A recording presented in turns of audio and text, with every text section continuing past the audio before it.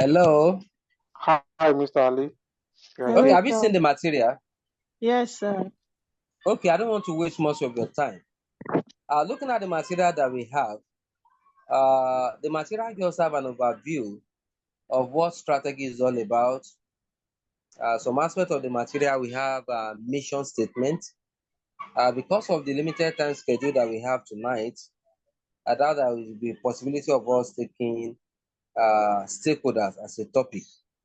So to start with, under the introduction and meaning of strategy, I can require that students should know at least one acceptable and concise definitions of strategy.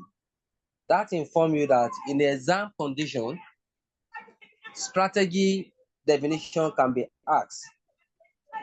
When you look at the past questions too, you will discover that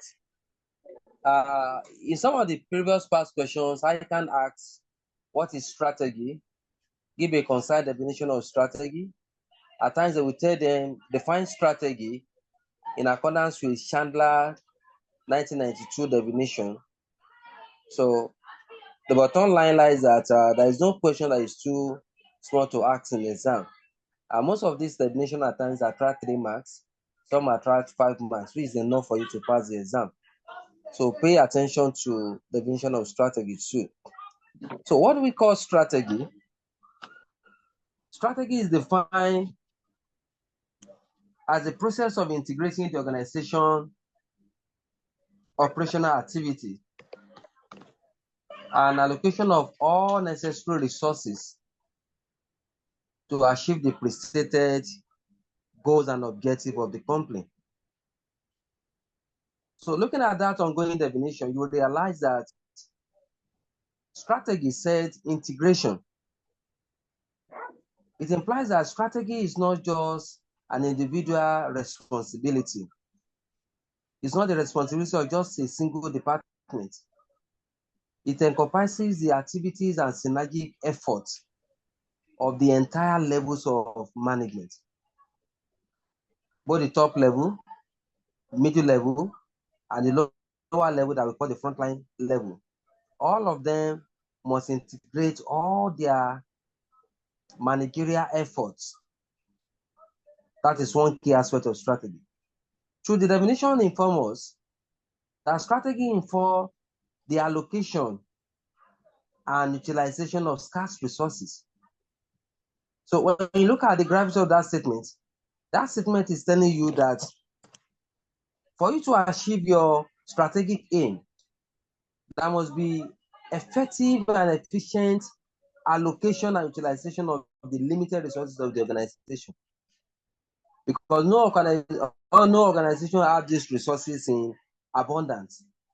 The organizational resources that we are talking about comprises of man, materials, methodology, money, manpower, time, and information. All these resources are scarce. And as a result of that, there must be judicious and effective use of these limited resources to accomplish our pre-stated objectives or goals within stipulated periods.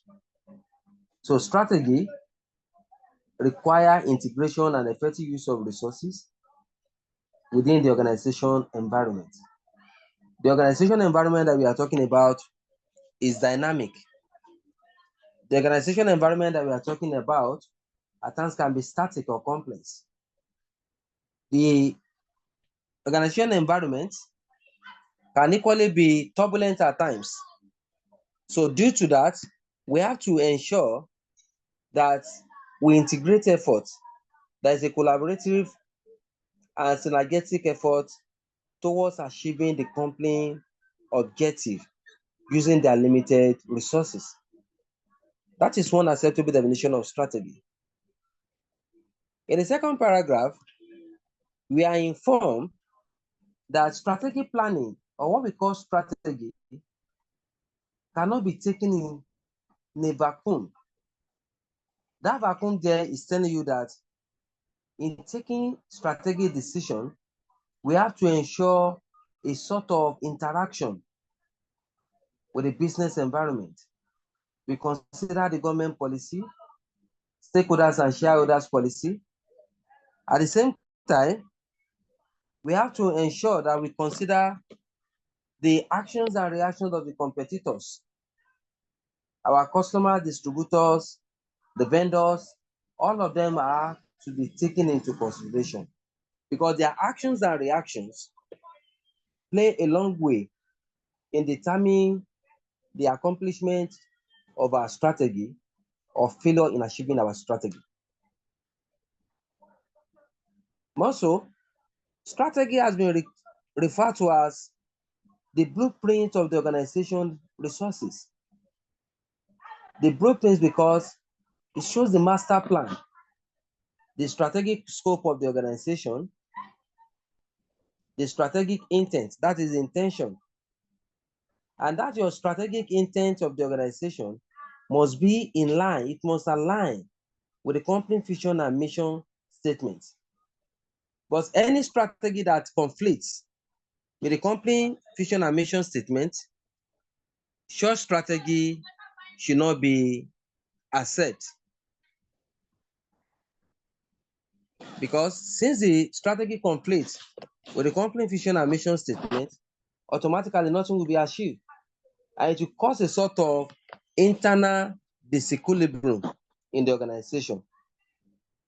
At the end of the day, we'll not be able to achieve anything.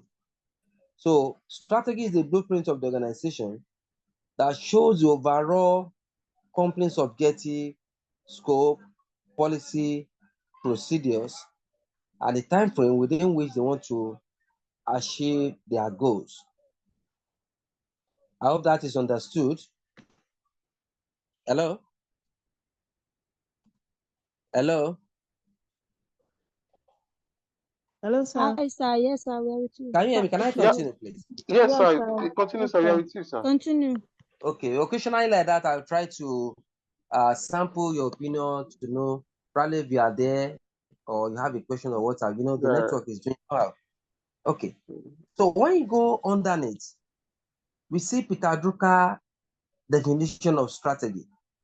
Hello, You can sir. check later tonight, you can check anytime, or probably by the time I have physical class with you, I will use that opportunity to still emphasize on some of these things.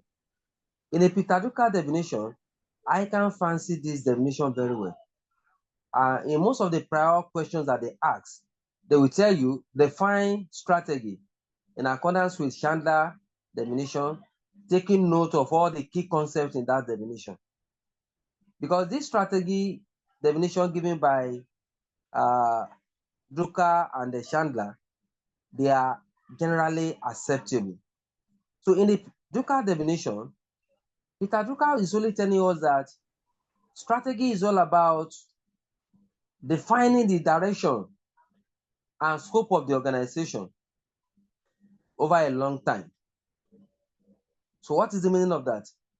He's telling us that strategy requires the definition or formulation of a strategic pathway. That, okay, this is the direction that we are going to follow. These are the objectives that we want to follow. And that strategy must be collectively set and it must be collectively achieved. So Drucker is saying that strategy creates the pathway to which the company will follow in achieving their predetermined goals in the nearest future. So in the definition of Peter Drucker, he still stressed the importance of the resources that we just mentioned, because he said the pathway that strategy will create in a changing environment.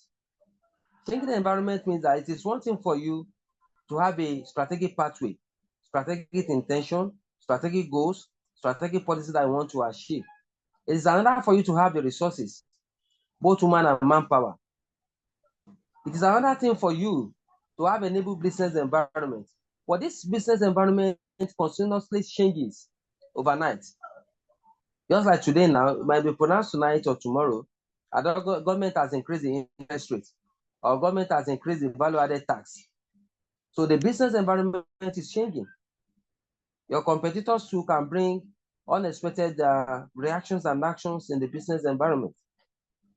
The consumer buying decisions, the consumer purchase decision, their perception about your brand can change overnight. Just tonight, there can be a launch of a new product by your competitors. There can be influx of new entrants into the competitive marketing environment. So Duka is telling us that we must have a pathway and scope of organization activities. But these ones have to consider the changing environment. Environmental dynamism must be put in place, that things can change anytime. And at the same time, you must ensure effective use of your resources. That effective use of the resources is what Peter Drucker refers to in that definition as configuration of resources.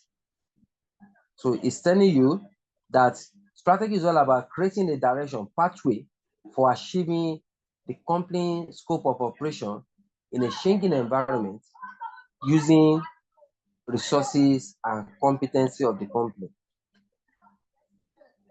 Maybe I should take that again. That Peter Drucker stated that strategy refers to the creating of a strategic direction or pathway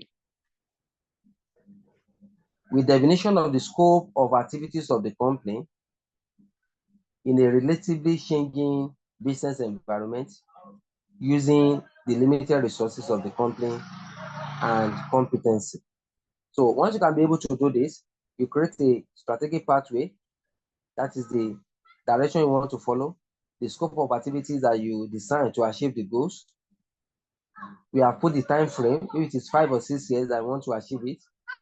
We consider the environmental dynamism, and we use our resources very well, and the company competency, then automatically the company will be able to achieve their strategic objectives, goals, and the expectation of the shareholders will be met. So next to that, in the definition of Johnson and Scholes, J, S, and W, this Johnson and Scholes, there are some areas why I can ask them. There's some particular topic that is peculiar. Like I tell you that, okay, in accordance with Johnson and Scholes, Johnson, Scholes, and Whittington, define this, examine this. So when we have short topic or subtopic, I will inform you. So the contribution of Johnson, Scholes, and Whittington to the idea of strategy is that they give us 6 areas, general areas that talks about the distinctive features and meaning of strategy. So JSW, Johnson, Scholes, and Whittington stated that the distinctive features of strategy in the above definitions that we have talked about are: 1, strategy concerns long-time setting of goals.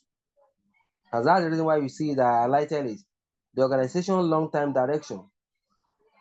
Because the whole idea of strategy is for us to formulate goals that we can achieve between 5, 6, 7, 8, and above.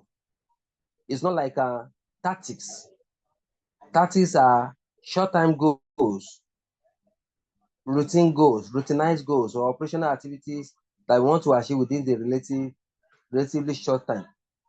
But when it comes to strategy, strategy is futuristic. It's concerned about the definition of the long-time goals of the company and making spirited efforts towards the achievement of that goals within stipulated periods.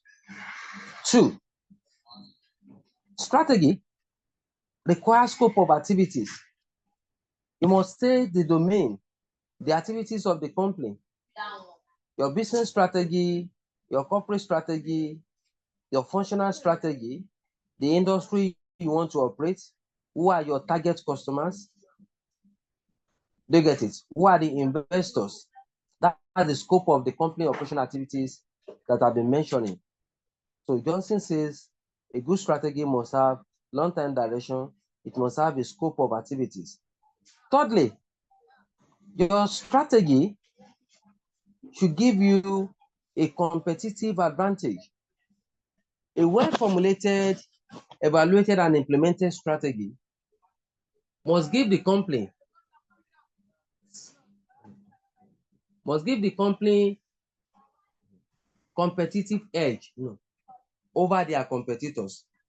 Because the whole idea of formulating strategy is for the company to achieve sustainable survival, for the company to achieve sustainable growth, expansion in business activities, profitability, and competitive strength over their major rivals in the same industry.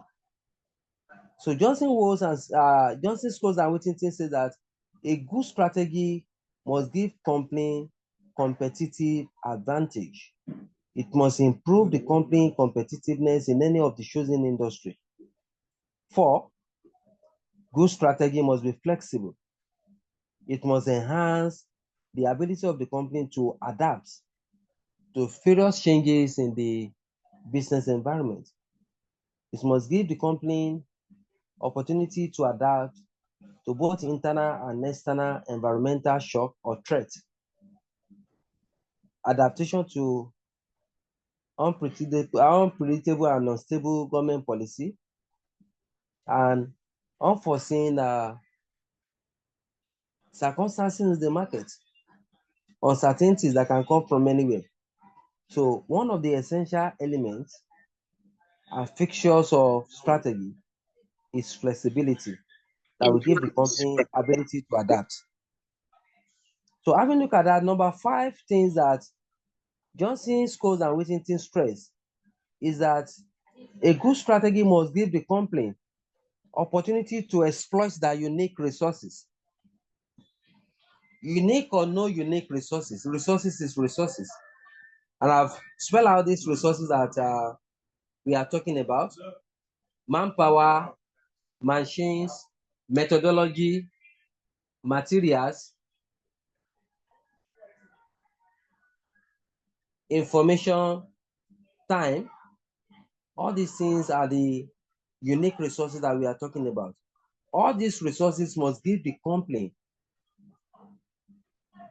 room to exploit business opportunities, because the business opportunities are there in the external business. And when you are looking at the SWOT analysis, in the SWOT analysis, the O and T, opportunity and threats, they are the major determinants of the organization's success and failure. So ability to succeed and utilize, identify business opportunity now depends greatly on how the company formulates, implements, evaluates, and control their strategy. So that's one reason why Johnson, Controls and Whittington says that a good strategy must give you room to exploit business opportunity. So lastly, based on the JSW, they stated that a good strategy must give management opportunity to create value and meet the expectations of the owner of the business. Those are the shareholders. Even the stakeholders too that have interest in the organization. The only way we can meet their expectation is for the company to remain competitive, for the company to achieve landmark return on investment, for the company to have a good corporate goodwill, for the company to achieve customer satisfaction and increasing market share. So ability of the company to create value and meet shareholders' expectations lies in effective formulation of strategy. So having looked at that, we briefly look at the characteristics of strategy. The characteristics of strategies are not far from what we have stated above. And we can even have more than those things that we have above. We can have up to 10, 15 characteristics of strategy. So what matters most is for us to have at least 5 characteristics. So what are the characteristics of strategy?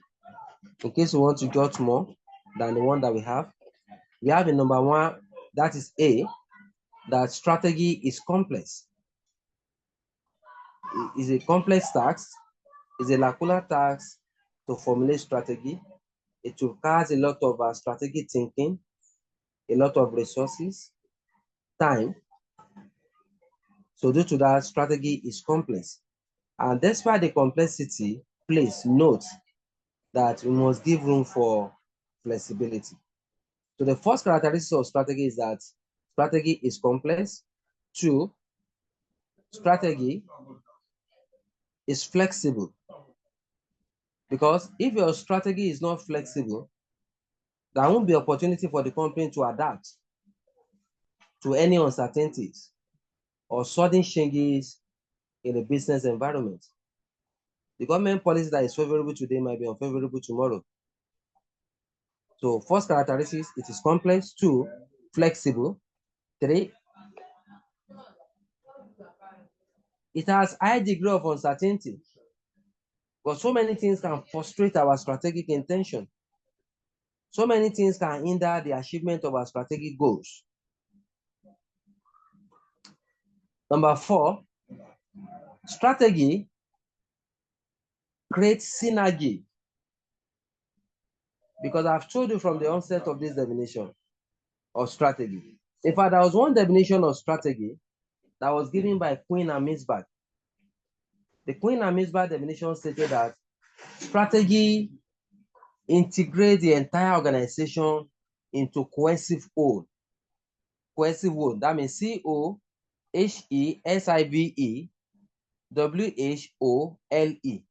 meaning that strategy binds the entire organization. Nobody is exempted. And the more it is strategy, the top management commitment and support is very essential. Because without them, no strategy can be formulated. No strategy can be implemented. Please take note of that. So the essential features or characteristics of strategy is that 1, it is complex. 2, it is flexible. 3, it requires top management commitment and support. 4, it involves high level of uncertainties. 5, it concerns the whole or the entire organization. At the same time, we say strategy means the formulation of future goals. That is another features of strategy. You can put it that it is futuristic or it concerns the future. Take note of that.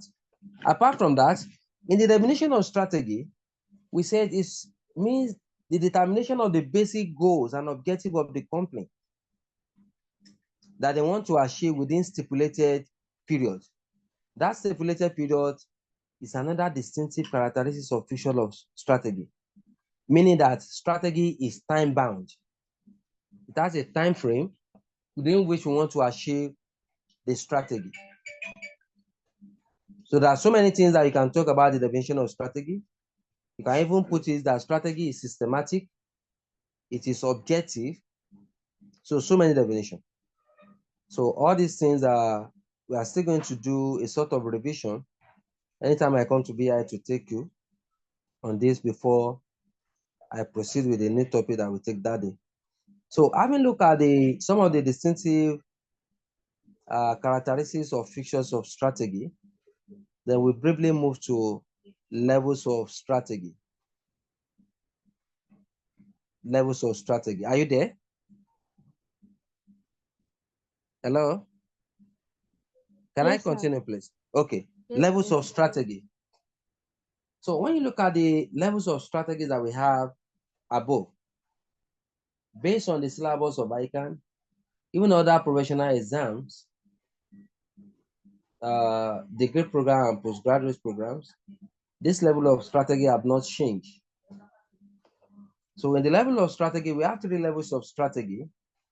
We have the corporate level strategy, business level strategy, and functional level strategy. Those are the 3 levels of strategy that we have: corporate level, business level, and functional level strategy. The first one that we have as the corporate level strategy, that's the first thing that we are going to discuss on briefly. The corporate level strategy refers to the strategy that have been decided by the top management of the organization. Corporate level strategy, the decision on corporate level strategy, what strategy are we to use in any industry that we want to partake? That decision of corporate level strategy is taken by the top management of the organization. And you should know that this top management of the organization, they are the decision maker. The top management of the organization, they are the employers of the employees. All these unique resources that we are talking about, be it unique resources or threshold resources, they are the owner of the resources. They'll be the one to allocate it. They decide what to do, how to do it, who is to do it, when is to do it. So the corporate level strategy concerns the total commitment of the top level of the organization. So the top level that we are talking about now, they are the shareholders, the CEOs, the board of directors. Because I want all these things to be clear to you. So the corporate level strategy now assists us in deciding which business are we to partake in. Is it banking industry, manufacturing industry, construction industry, tertiary institution, food and beverages? So corporate level strategy will guide us. Okay, we have decided on this industry to partake. Do you have the resources, capability, and competency to compete in that industry? These are some of the questions begging for answer under corporate level strategy. But this decision of corporate strategy is not decided by middle level manager or lower level manager. It is the top management's decisions and responsibility. So what are the elements of corporate level strategy? Some of the distinctive elements of corporate level strategy is that it will guide you on number one thing that I've told you now. One, what is the purpose of this entity? What is our mission and vision statement? And what is the business or industry we want to partake in? That's the first element. So our purpose of existence, our vision and mission, which business are we to enter? We have to look at it. Two, we have to do a sort of environmental analysis. And that one reflected the 2 or 3 definitions of strategy that we look at.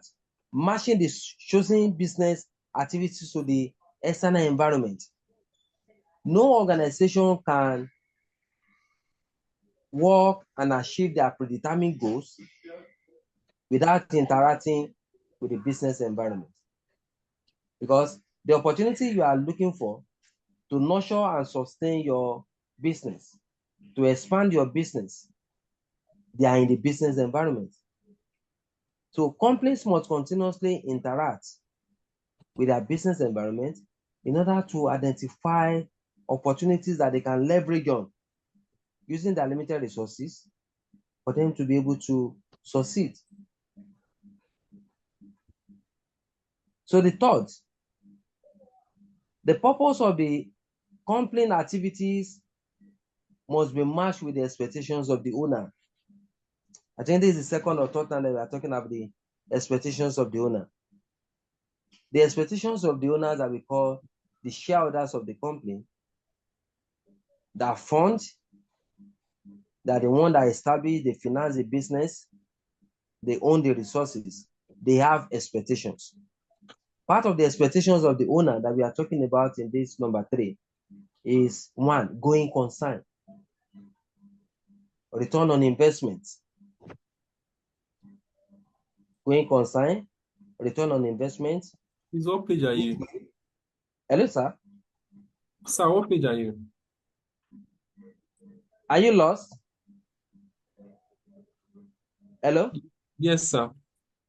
No, I'm trying to look at the element of corporate strategy. Element of corporate strategy, I'm in number 3. Have you seen it?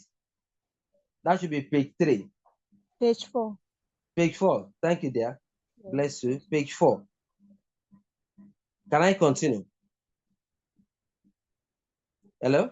Yes, sir. Okay. So we are now in number 3 elements, that the expectations of the shareholders is very key. Any directors, CEO, or what have you, that fail to meet this expectation, there is likely or tendency of you losing your job. Because the expectation of the owners of the business are to make and maximize profits, to accumulate the wealth of the shareholders, to achieve low staff turnover, to increase the company competitiveness. Good reputation is there. So their expectations are many. But because of the fact that we are doing online lecture, I won't be able to spell out all these expectations for you.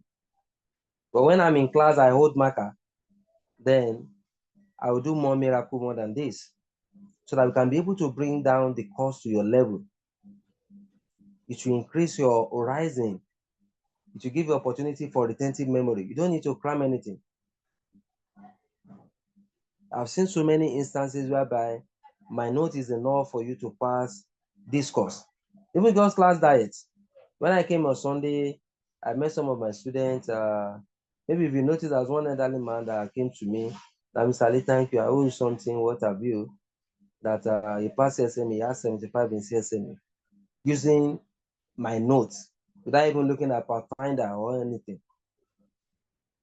So that's the more reason why I congratulate you that you are choosing the right path in coming to Equity Professional. But you two have to ensure that you must be committed. You have been trying, but at this stage now, a lot is expected. And that's the more reason why I want us to finish this syllabus on time, so that we can be able to try some past questions. Because a lot of students have read, but their presentation approach to question made some of them to have a low mark, or some to rewrite the paper. But it won't be your portion by special grace of God. So we have to ensure that we meet the expectation of the owner, which are the shareholders. And the number 4, when you look at that number 4 statement, it says matching the purpose and activities of the organization to the expectation of other stakeholders in the organization. So this one is telling you that the priority of your strategy is not only to satisfy the needs and wants and expectations of the owner that refer to as the shareholders, but other stakeholders too. Because the stakeholders too, they contribute immensely towards the achievement of the company's goals. Without them, nothing can be achieved. Part of your stakeholders that we are talking about, staff of the company. And that's the reason why these scholars define management. He says management means the art of getting things done through people. Those people are the staff, the employees of the organization. So the stakeholders comprises of the suppliers, the employees, the government, our host community. Our strategies too, we must consider them in our strategic formulation. Like for instance now, a manufacturing outfit, when you are thinking of method of production, they have to consider environmental sustainability, the safety of those people in the community, so that they will not create just anyhow emission. But they are stakeholders too. So the stakeholders' expectations, we are going to have stakeholders as a topic on its own. So don't worry. So we're going to do like that. And I'll bring it down just like A for apple, B for ball for you. The stakeholders, categories of stakeholder types, stakeholders mapping by Mendello, what the examiner will ask you, and they can't ask beyond that. So God will do it. So having a look at that, we talked about the expectations of the owners and that of the other stakeholders. That's what we have underneath. Owners' expectation. The owners' expectations are return on investment that I've mentioned, goodwill, maximization of their wealth, increasing and prompt payment of dividends and minimum. That is the owner expectations. But stakeholders like employees now, they want prompt payment of their salary, job security, motivation, training, and minimum. That's the few things that we have there. I don't want us to go into that now since we have it as a topic on its own. So we're going to discuss on that comprehensively when we get to that stage. So having a look at the corporate strategy, next we have business strategy. Please go to business strategy.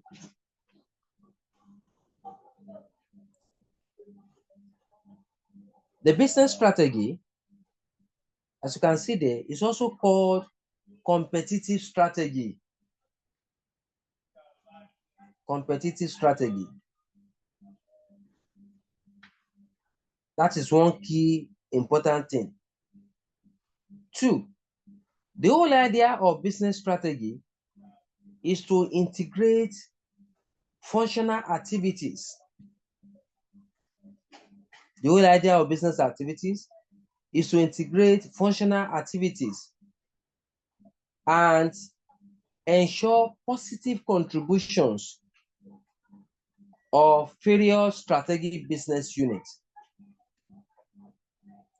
Now that's the reason why you see SBU there that I put in color. There must be contribution of various strategic business units. In some companies, we have different brand managers. We have the brand manager for Coke, for Fanta, for Pepsi, brand manager for Dangote Flour, brand manager for Dangote Noodles, and what have you. All these things are strategic business units. All of them must work in their different units towards collective goals. That is what the business level strategy is telling you there. Apart from that, Michael Porter has made us to understand that the major focus of any meaningful and effective business strategy is for the company to use 2 strategies that you see they are painted in yellow pencil. He said for effective business strategy and competitiveness, companies are advised to embark on cost leadership and differentiation strategy. He said under business strategy, the 2 effective strategies that companies are advised to implement is cost leadership strategy and differentiation strategy. These 2 things that you are seeing, we still have it as a topic later on when we are going to discuss on generic competitive strategy. This cost leadership and differentiation strategy will come to play. So this scholar is telling us that companies should embrace cost leadership and differentiation strategy. What is the meaning of this? The cost leadership is a strategy that the company use when they have the intention of selling their product at the lowest price in the competitive market. Cost leadership. See that cost as price. See that leadership as leader. Any company that wants to become a leader in the competitive industry through price, those are the companies that we say they are cost leadership strategy. So under the cost leadership strategy, this strategy is used by any company that have the motive of selling their product at the lowest obtainable price in the market. The whole idea of this is that we can be able to sell at the lowest price in the market. Then at the long run, we make more profit than those people that are selling at the higher price. For those ones, they only make a short-time gain. When we sell at the lowest price, it will give us competitive leadership position in that our number of customer base, market share, sales volume will increase. And it will give us a lot of brand identity and referral. People say, I go to that company, but their price is reasonable. These are part of the strategy that the likes of LG, what's this phone? Techno use, Globalcom, when they are penetrating There are various industries where they are operating. Anywhere you see cost leadership strategy, know that cost leadership strategy means selling at the lowest price to gain competitive advantage. But under this area now, I won't be able to give you some of the conditions required for cost leadership strategy. But by the time we are treating generic strategy, then we are going to put all these conditions needed for you before you can use cost leadership strategy. So what Porter is just telling us here is that under the business strategy, companies should embrace the implementation of cost leadership strategy and differentiation strategy. And the differentiation strategy that we are seeing only means that companies should produce a unique, distinctive, and differentiated product from other competitors. He said, if you can be able to do this, then automatically you will have edge over your competitors in your industry. You can differentiate your products by time and service of delivery, by taste. So many things can be used. By chemical composition can be used to differentiate your product. Once you do this, and the customer truly perceive your product as differentiated, they won't mind paying a premium price. They will pay high price for that differentiated product. So let's go to the third strategy, which is third level of planning, which is the functional strategy. The functional strategy means the strategic plan that is adopted or used by all the various departments and functional units within the company. This functional strategy is advising organization, individual like us, emerging an infant organization, that your functional strategy must bring about synergy. All these departments must not work in isolation. They must integrate their function. Because under synergy, 2 + 2 is not 4. 2 + 2 can be 7, it can be 10, it can be 8. Because all of us will come together for us to have a collective achievement, collective contribution, collective goal setting. So in the functional strategy, all the functional units and departments must work collaboratively. There must be a sort of alliance between them towards achievement of the company goals and objectives. The credit is for everyone and not for individuals. So under the planning, we have three levels of planning. The 3 levels of planning that we have: strategic planning. Strategic planning focus on long-term goals. You need not waste your time because you have defined strategy. Anywhere you see strategic planning, means setting long-term goals and objectives that the company wants to achieve. Is that taken? We have 2. Tactical plan. I mentioned it the other time that tactical plan means setting of short-term goals. Maybe goals I want to achieve between 1 to 2 years, 1 to 3 years, but it must not be more than 3 years. Because when it is more than 3 years, then we are talking of medium-term planning. So the third one that we have is operational planning. The operational planning is what I mentioned the other time, that they are routine, daily plans, weekly plans, production plans that we do, weekly objective, goals that we want to achieve. That's what we call operational plan. So with this, my learned colleagues, are you there with me? Can I proceed, please? Yes, Mr. Ali, proceed. Yes, sir. We are with Yes, you. sir. All these things you are getting this, please. Yes, sir. Okay, Yeah, we are because following your notes as well. okay, your understanding and sources matters to me. And from tonight, please, anytime you want to read or even if you are not reading, always tell God that, please, God, crown my effort with success. Give me spirit of retentive memory. That spirit of retentive memory is key. So in your exam, you can be able to remember most of these things, PISA, all of those things that you have taught. And apart from that, you'll be able to retain it. It's beyond the exam.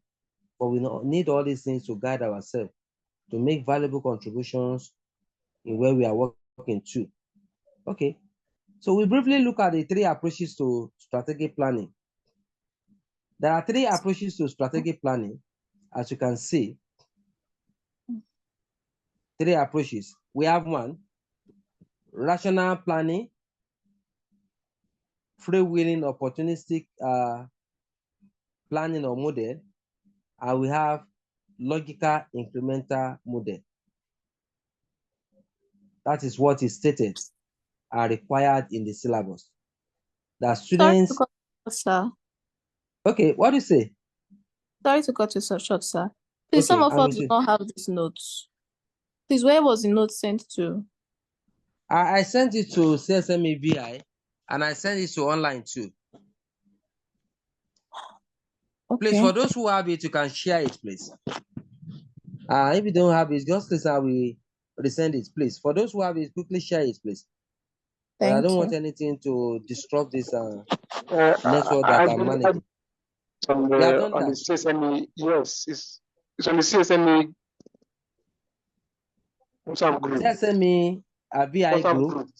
Your VI group is there. So if she Okay. can go there, she will see the material. You can still help me to post it again and put it in the online group too. Someone just did now. Someone just did. If she's on the group, she will see it. Okay, thank you. Bless you, sir. Okay, we want to look at the 3 approaches to strategic planning. There are 3 approaches to strategic planning. We have rational planning model, freewheeling opportunistic model, and logical incremental model. Do you get it, please? Logical incremental model. These 3 planning models that you are seeing, they are very simple.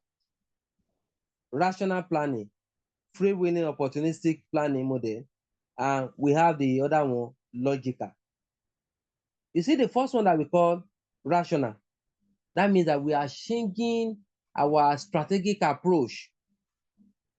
There is a holistic and radical changes in the company strategic plan.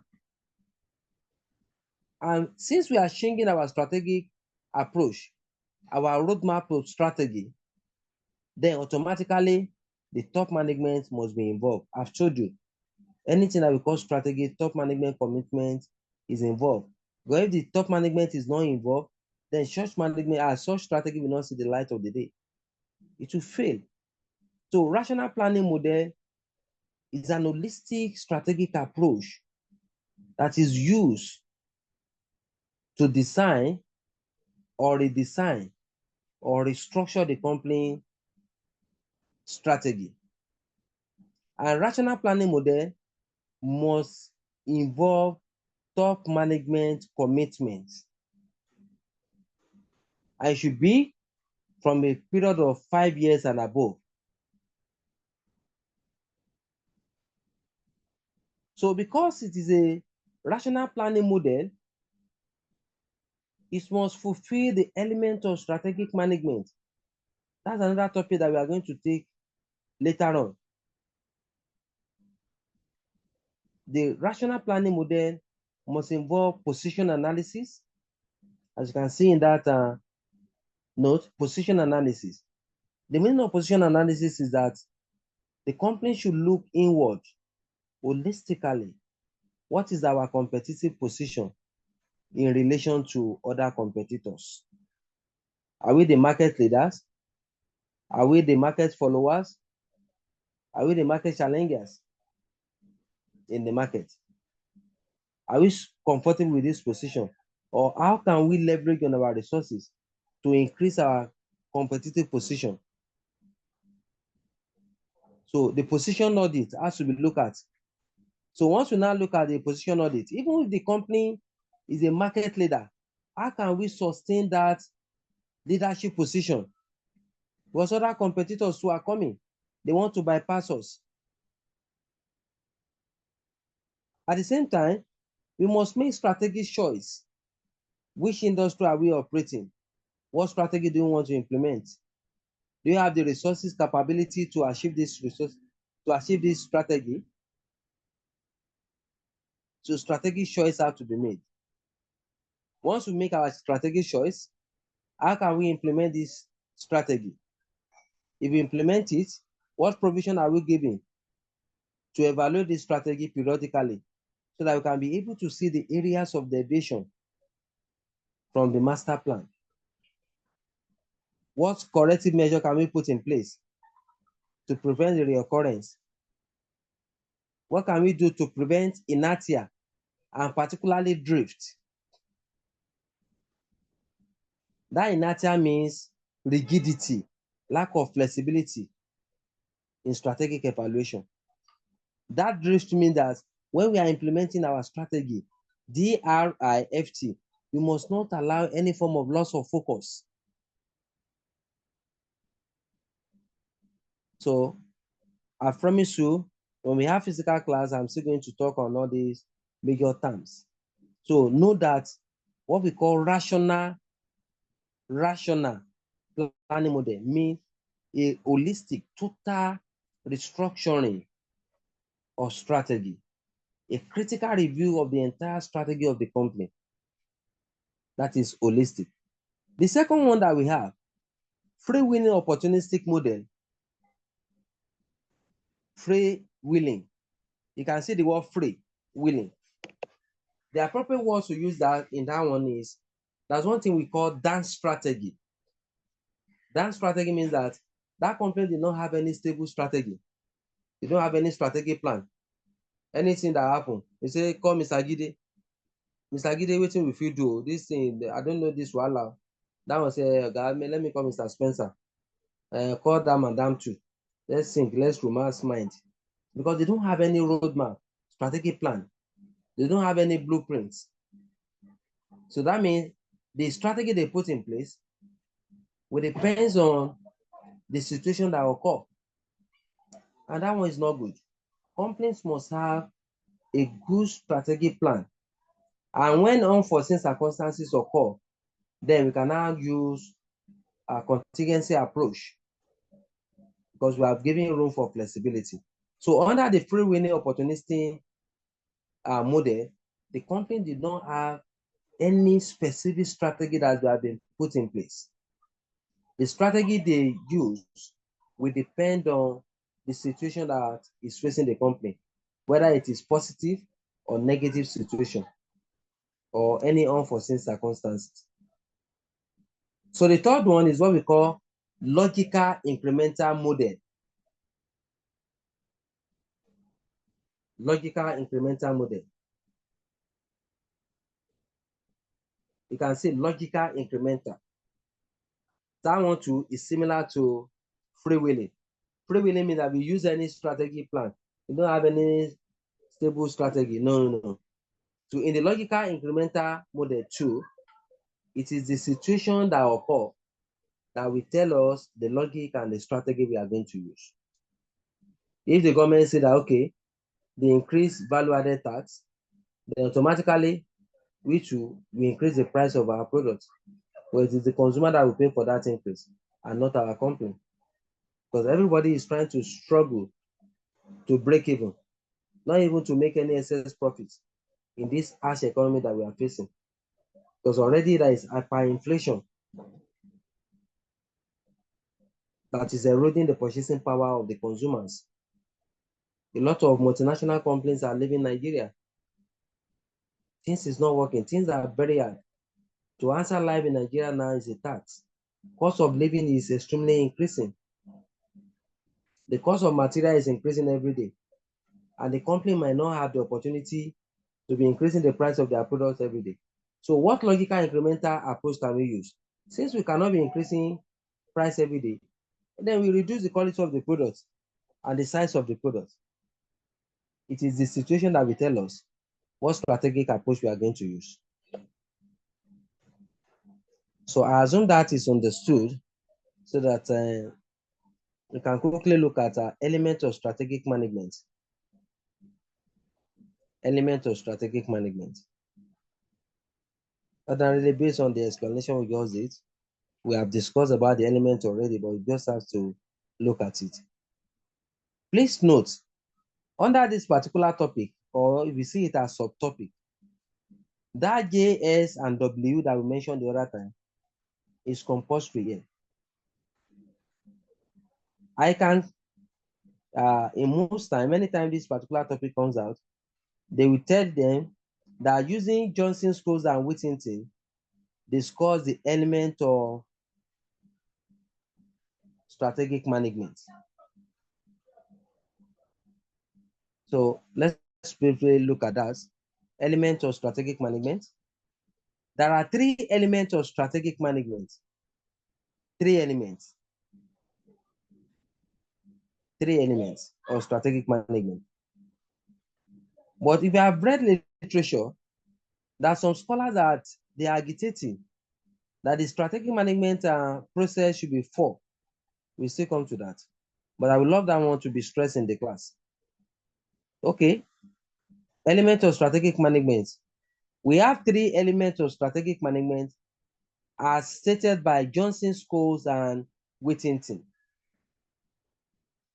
The element of strategic management by those scholars are 1, strategic position or analysis, 2, strategic choice, and 3, they make it to be strategy into action. But for you to recall and make it simpler, that's the way I put it as strategic implementation. Because putting your choice of strategy into action is the same thing as implementing the strategy that you have decided or ratified. So we have 3 basic elements of strategic management as stated by Johnson, Scholes, and Whittington: strategic position, strategic choice, and strategy into action. That is strategic implementation. And in less than 2 minutes ago, I was emphasizing on the meaning of strategic position. So the first element of strategic management is strategic position. That's what we call positioning audit. Company must look inward. In any industry where they are not the only one operating in that industry. They have competitors. So since you have competitors, look inward into all the products that you have. Look at the competing products that your competitors introduce. What is the number of customers that we have? What is the market share of our products? Are we achieving market expansion? What is our competitive position? Please note, in any industry, there are 4 competitive positions. 4 competitive positions. We have market leader position, market challenger position, market followers position, and market niche, or you can call it market niche position. Market leader position, market challenger, market follower, and market niche. The first position that we call market leader is occupied by the front runner in the company, the leading company in the industry. Like for instance, in the telecommunication industry, we want to do strategic position audit now. The market leader there is MTN. Market challenger, Airtel. Market follower, Glo. Market niche or market niche, 9mobile. So we must know our position. How can we improve on this position? Or how can we sustain this position? So that is what the strategic position analysis is telling us.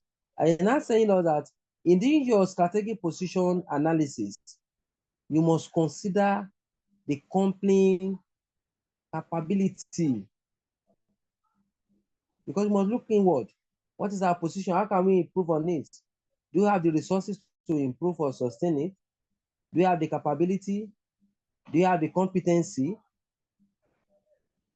Do you have the core competency and manpower? So in your position audit, look at the position you are in relation to your competitors. Do environmental analysis or audit so that you can be able to identify business opportunity. Determine your resources, capability, competency, and core competency, including your manpower. That is what we call strategic position. The second one is strategic choice. Which industry do you want to operate? If we have decided on the industry and the business that we want to do, then are we using corporate level strategy? Or is the company using business level strategy? Or we want to use development strategy? In your strategic choice, we make choice of the industry, the choice of the business we want to use, having considered our internal limited resources. So having decided on the strategic choice, then are we using corporate level strategy, business level strategy, or developmental strategy? And you know that the corporate level strategy, the business level strategy, and the functional level strategy, we have discussed on them not quite long. So the only one that we have not discussed there is development direction that we call strategic development strategy. That one is not difficult. In fact, it's a topic on its own that I'm going to teach you. It came out, I think, 2022 or 2023 diet. May, I think May or November.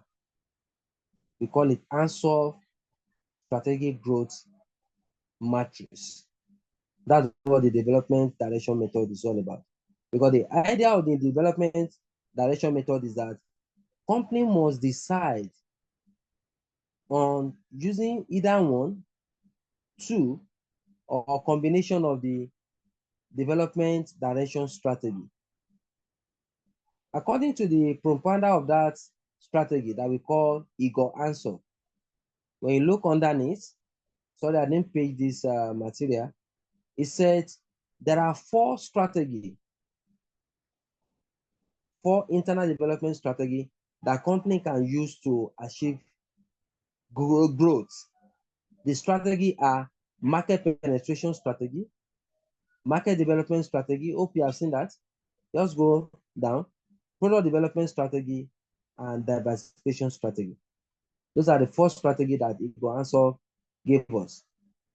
That when you penetrate a market, producing a unique, relatively differentiated product and sell it at a lower price or using promotion or discount, then such product will have acceptability in the market. So we are going to bring relevance in the market. Market development is there, mean expansion in your sales territory. Product development, producing new, innovative, and unique products that will meet and satisfy customers' expectations. And diversification. Diversification means venturing into either related line of business or unrelated line of business. And we have different types of diversification that we are going to discuss on. That is concentric diversification and conglomerate diversification. So we go into that later, but this gives an overview of what we call strategy.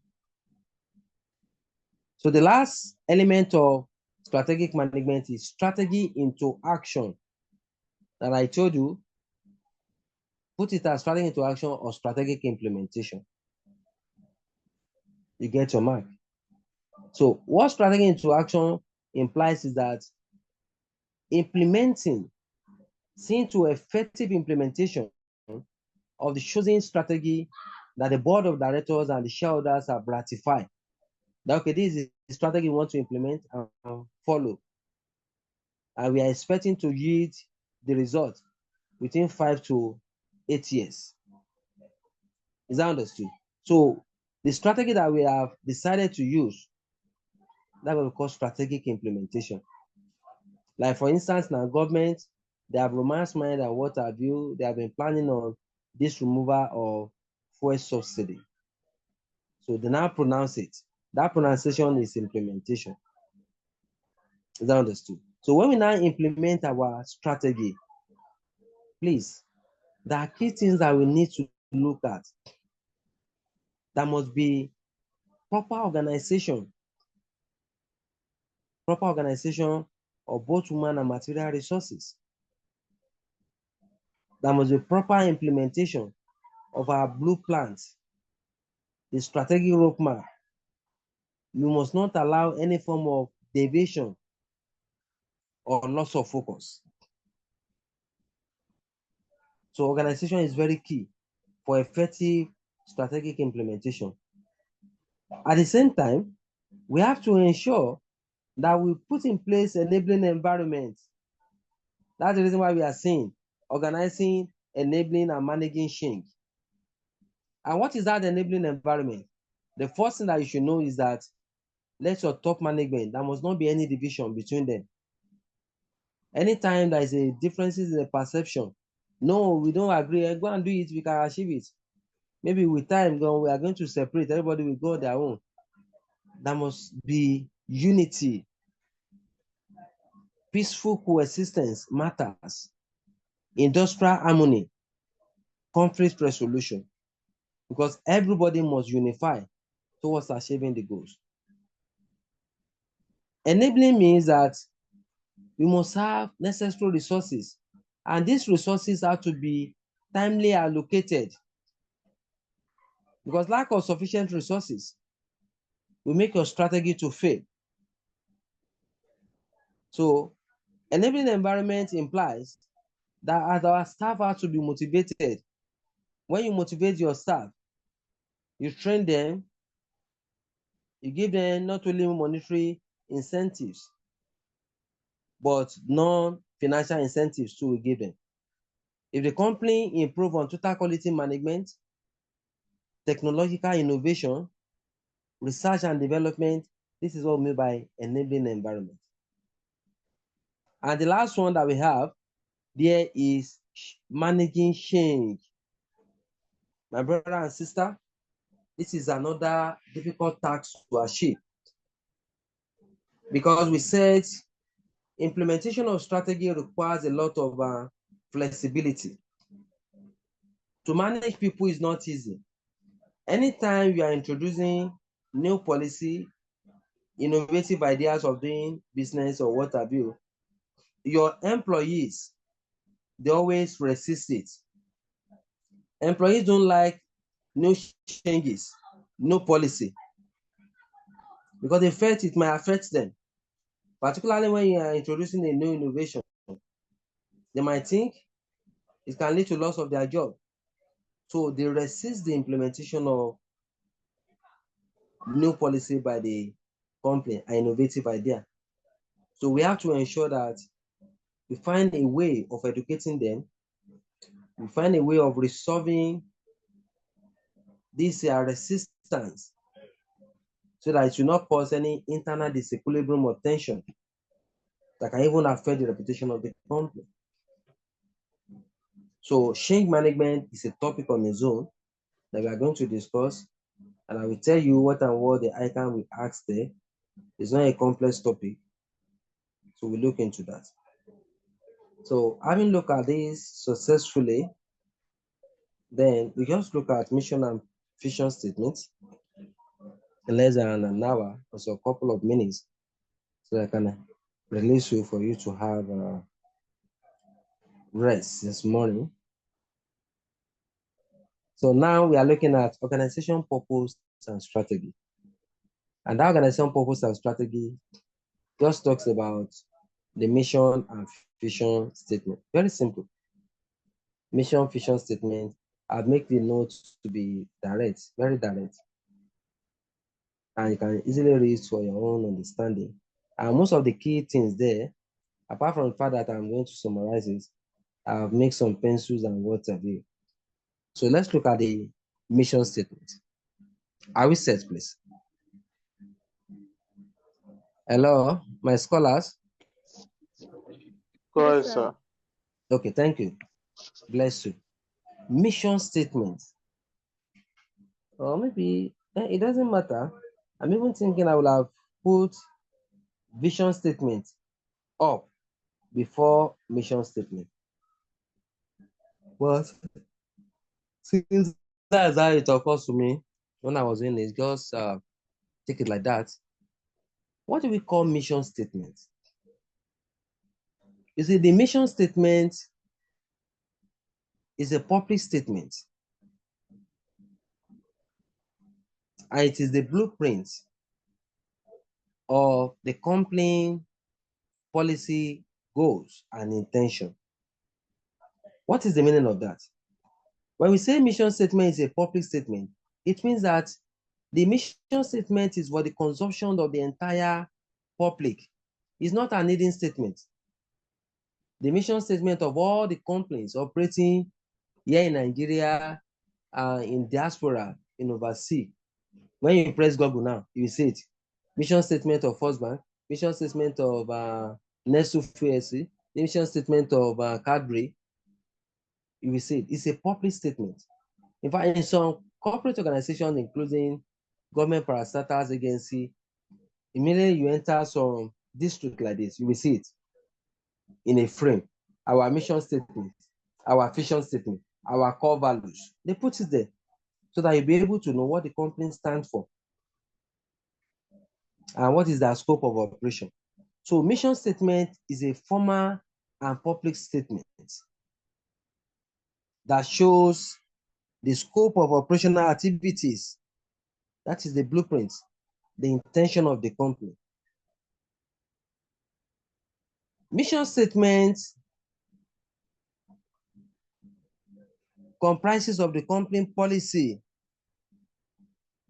procedures, and the technology they intend to use to achieve their goals.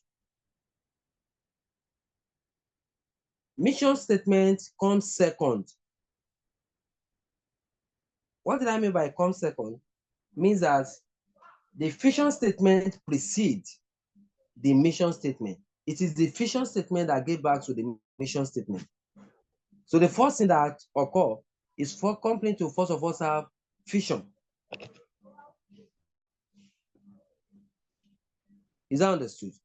So our mission statement answer the question, what is our business? When you go underneath, you will see some of the various likely questions that mission statements answer. It answers, what is our business? What is our value to the customers? Who are our customers? What should be our business? These are some of the questions that the mission statement answered. And in case they ask us, what are the features of a mission statement? If in exam condition they don't use the word features, please, features is the same thing as characteristics. It's the same thing as attributes. What are the characteristics, attributes, or features of mission statement? Your mission statement must be inspiring. It must inspire the reader. Your mission statement must focus on limited goals. Don't say, we intend to do this, we shall do this, we want to do it. No. Your mission statement should be concise, simple. It must be attainable. It must be realistic. It must be simplified and flexible. And at the same time, mention it must be inspiring. So once it is inspiring, they can attract a lot of investors, customers, and stakeholders.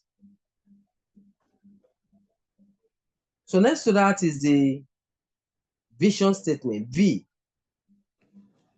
Vision statement. What do we call vision statement? Vision statement means the projection into the future. It means the destination of the company, where the company intends to be in the nearest future. That is what we call vision statement. It is the projection into the future. It means the destination of the company.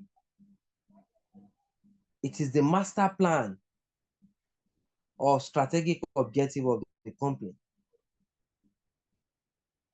And we must know that vision statement gave back to mission statement.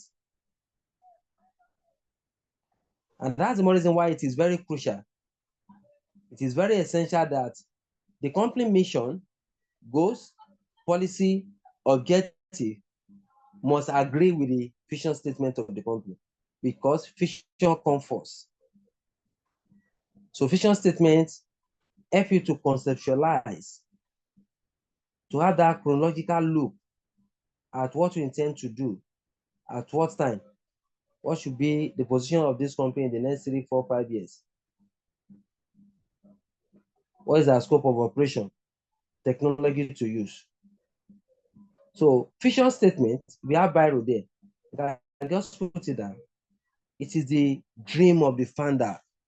I don't know if I put it in the slide because I just quickly go through the slide. Vision statement is what? The dream of the founder.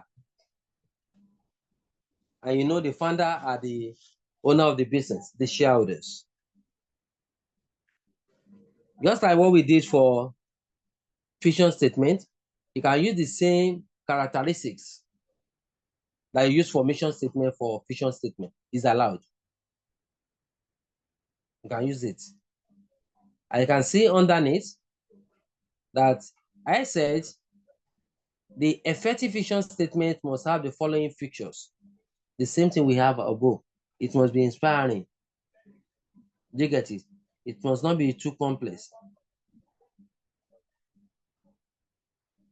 At the same time, it must focus on limited goals. It must be concise, short. That is concise. It must be realistic to be achieved. You don't have to say something that is too ambiguous, unrealistic. So I think lastly for tonight, we have goals and objectives. And we have tried to mention these severally today. The bigger difference between the two is very simple. Just that when we are talking of strategy and tactics, goals are future desire of the company that they want to achieve. While some of the objectives of the company, there might be things that they want to achieve within a relatively short period of time. I must know that the goal of the company must be encompassing. That your goal must cover some critical areas. You must not neglect any areas at all. And that's the reason why we are saying some of the major disadvantages of strategic formulation, strategy generally, is that it is time consuming, because we have to consider all relevant areas. There must not be oversight that can affect governance or implementation of the strategy. So the goal of the company should cover all major strategic areas and scope, and it must be detailed. So the goal of the company that we are talking about too must not be too ridiculous, too ambiguous, so that it will not create any tension. It will not create any static growth for the company. So your goals have to be realistic. Same with your objective. And that's the more reason why we are telling you that anytime we are formulating individual objective, corporate objective, that objective must fall within the framework of SMART. That acronym, SMART. Your objective must be S, specific. Some will call it simplistic. It must be simple or specific. Your objective must be M, measurable. Your objective must be A, attainable. Your objective must be R, realistic and not too ambiguous. Because if your objective is too objective, or the target you set for your staff is too high, they will partake in unethical acts in order to save their job. And your objective must be T, that is time bound. It must have a time frame within which you want to achieve the objective or goals. So that's the reason why we say our goals and objectives must fall within the acronym of SMART, S-M-A-R-T. So you will see it underneath: specific, measurable, attainable, realistic, and time-bound. So what are the significance or importance of vision and mission statement?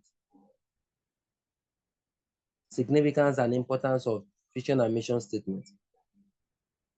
So you can write it, we can have a simplified fashion. We don't need to cram this. Anything you don't understand now, or if I take you in class, or we come across any material, whatever, feel free to call me. I will explain everything and bring it down to your level.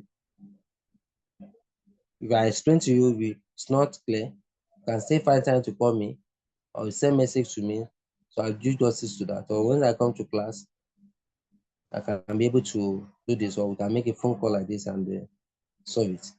And you have to ensure that you start reading on time. Some of us, we are doing 2, 3, 4 courses.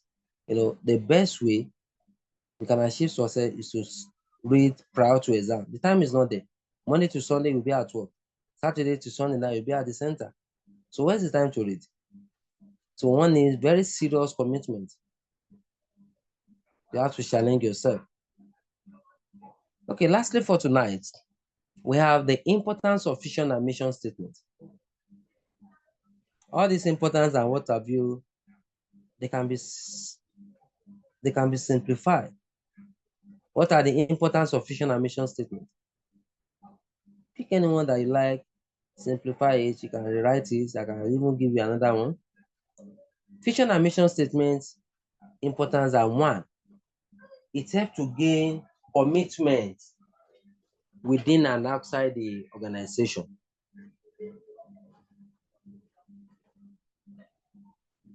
It helps to gain commitment.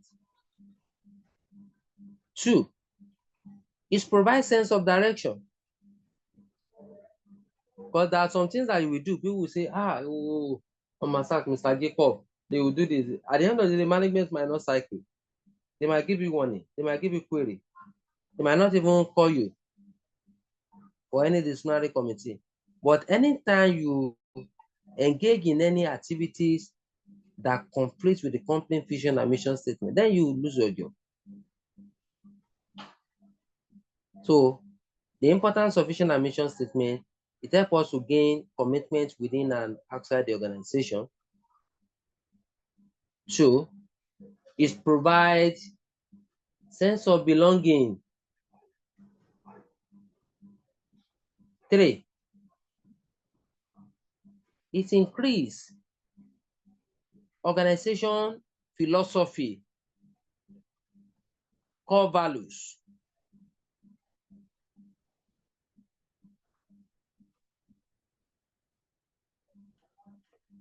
Number 4, it promotes teamwork, team unity, and collaborative effort. Because everybody must work toward the same vision. We are working in the same company. It's the same vision that binds all of us. So there's going to be teamwork, team unity, and a sense of direction. Sense of direction in that everybody will work collectively toward the same goals.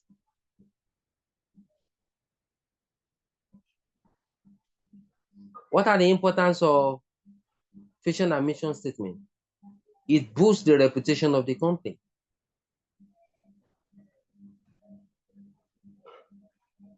The vision and mission statement too, when some investors read it, it attracts potential investors. So the benefits are many. So lastly for tonight, my learned colleagues, is who decide mission and vision statements. Please, when it's come to the mission of the company, please, mission in particular and vision, it is the board of directors that decided to. And if it is one-man business, it is the owner of the business that is using what we call entrepreneurial structure that will decide, because he owns the resources and everything. All major strategic decisions revolve around the owner. So when he say who decide vision and mission statement, it is the board of the directors. But in one-man business, it is the owner of the business. So any question, please, so that I will release you now. Thanks for the time you have spent, the commitment, and everything. I really appreciate. So I will inform you tomorrow if I'm able to call Mr. Adegiona or Mr. Wasu. Yeah, that will be physical class for CSMA. And provided there is physical class for CSMA, I don't know if Mrs. Christina will come, so that by next week we have a taste of my lecture physically, but by upper week that will come. But the whole idea is that since I've shared some aspects of the syllabus for her, I want her to quickly cover the syllabus. So I'll give you a good touch, experience, you have our own other perspective and knowledge, enriched knowledge, so that collectively both of us can give you all is needed in terms of the syllabus and work towards your success. So God will crown our efforts. Your efforts will be fruitful. Any question, please? Hello? Yes, sir. No question. Okay, in view of no question, do you permit me that we put the lecture to an end tonight? All right, sir. Because Thank you. Good night. Thank you so much. Good night. Thank you, sir. Happy night rest. Regards to the family. Thank you. All right, sir. Night. Bye. Bless you. Thank you. Bless you. Okay, see you. Take care. Bye-bye. Bye. All the best. Proud of you.